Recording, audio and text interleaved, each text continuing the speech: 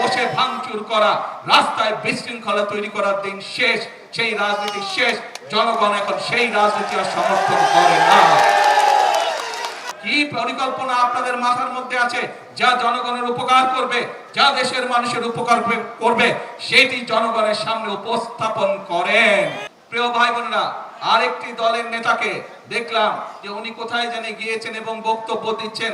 তাকে বলে মানুষ শুধু ধরে যে গ্যাস দেন, গ্যাস দেন, গ্যাস নাই, গ্যাস নাই। হ্যাঁ, আমরা তো অস্বীকার করছি না যে গ্যাসের সমস্যা আছে, তবে তার উদ্দেশ্যে আমি বলতে চাই, সেই নেতাদের উদ্দেশ্যেও আমি বলতে চাই যারা মঞ্চে বসে পিছনে ফ্যানের বাতাস খেয়েছে, সামনে হারিকেন রেখেছে, সবার উদ্দেশ্যে বলতে চাই, বিএনপি জনগণের কাছে জন্য কাজ করছে।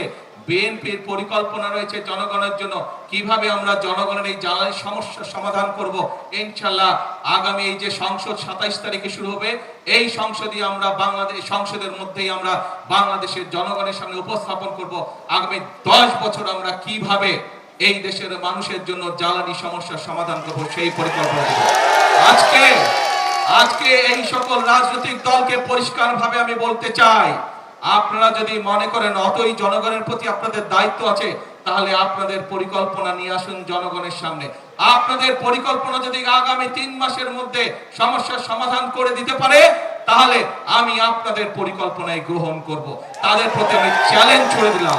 যেই বিদ্যুতের সমস্যা রয়েছে, যেই গ্যাসের সমস্যা রয়েছে, সেইটি সমাধানের জন্য তারা যদি সরকার থেকে ভালো কোনো পরিকল্পনা নিয়ে আসতে পারে, যে পরিকল্পনা আগামী 3 মাসের মধ্যে, বাদ দেন 3 মাস, আরো 3 মাস আমি তাদেরকে দিলাম, যদি 6 মাসের মধ্যে তারা সমস্যার সমাধান করতে পারে, তাহলে তাদের প্রত্যেকটি পরিকল্পনা আমরা বাস্তবায়ন করব।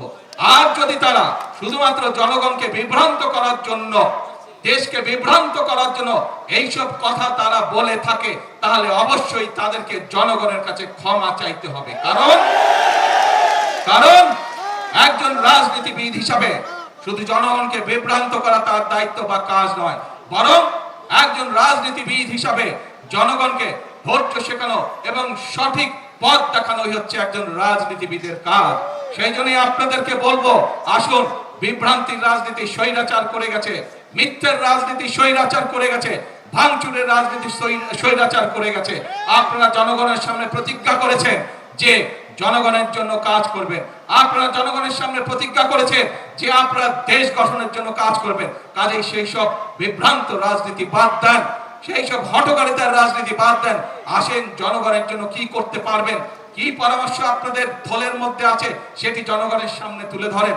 কি পরিকল্পনা আপনাদের মাথার মধ্যে আছে যা জনগণের উপকার করবে, যা দেশের মানুষের উপকার করবে, সেটি জনগণের সামনে উপস্থাপন করেন। রাস্তায় বসে ভাঙচুর করা, রাস্তায় বিশৃঙ্খলা তৈরি করার দিন শেষ। সেই রাজনীতি শেষ। জনগণ এখন সেই রাজনীতি আর সমর্থন করে না।